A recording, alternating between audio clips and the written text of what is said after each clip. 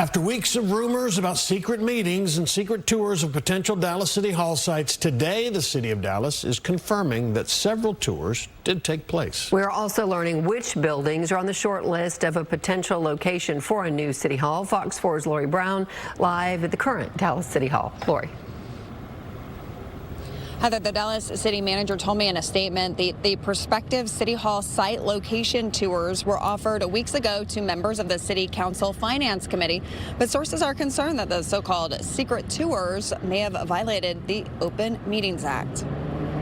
My first question when the city manager approached me as the chair of finance on offering the tours was, is this going to be a quorum issue? And they were very intentional about only having 2 or 3 of us at a time participate. We now know Dallas City Council members on the Finance Committee were offered full-day tours of 15 possible future Dallas City Hall sites prior to a vote on whether or not the city should explore new City Hall locations.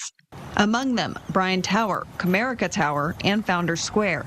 We asked Dallas City Councilman Chad West, chair of the Finance Committee, if the private tours violated the Texas Open Meetings Act. When we were offered the tours by the city manager and by CBRE, they were very implicit that we weren't bringing the whole committee. We were taking small groups to do tours separately, and that we should not be communicating with each other outside of a noticed council meeting. The Texas Open Meetings Act requires governmental bodies to disclose meetings to the public if enough members are present. Elected leaders can also violate the law if they hold smaller meetings to avoid a quorum.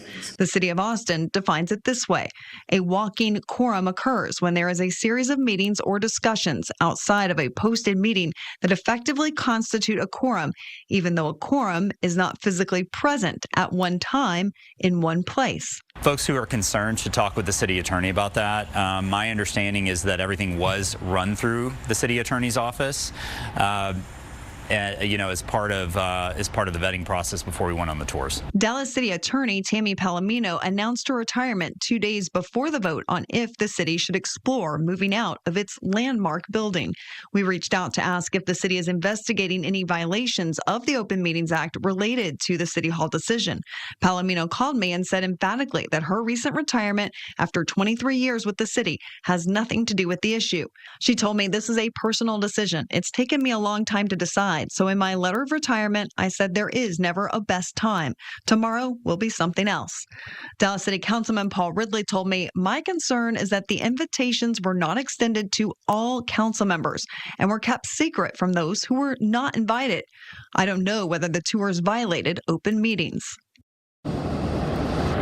Palomino said that it is the city's Inspector General's office that would investigate any complaints about the Open Meetings Act, and since those complaints are confidential, she does not know if the city has received one. After a 9-6 vote last Wednesday, city staff will now explore the cost of leasing a new City Hall building and also the cost of repairing the current City Hall building. No word yet on when City Council will make the final decision. Steve and Heather. All right, Lori, I saw Kara Mendelson respond on Instagram today to some issue, and she said, yeah, I also wasn't invited to many of these. I didn't know they were all happening. So it's interesting who got invited and who didn't and what side of this is they're on. We'll let that shake out. Thank you.